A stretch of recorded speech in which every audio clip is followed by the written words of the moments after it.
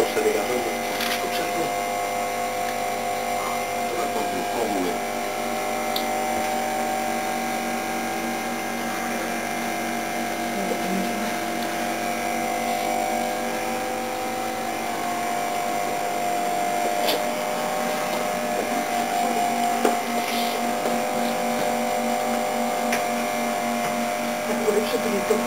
Την έκοψε την ακίδα.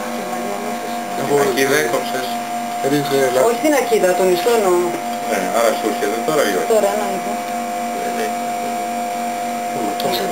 Να το, τη βλέπετε το άκρο του, να το, θα γίνει το μυαλό, το βλέπετε? Και εδώ έχω κόψει τον ιστό γύρω την ακίδα.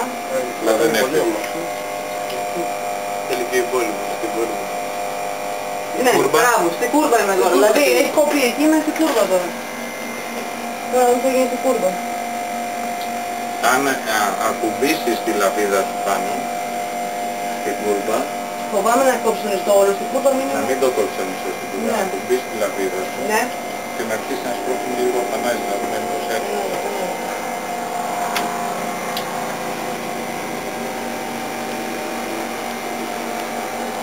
Πάντως είναι εγκιστρωμένο, παιδιά. Πολύ. Πολύ εγκιστρωμένο. Λοιπόν, ακούστε τώρα τι γίνεται. Τώρα κανονικά είναι όντως, δηλαδή τι γίνεται. Έχει φανεί, λοιπόν κρατάμε αυτό εδώ το τμήμα.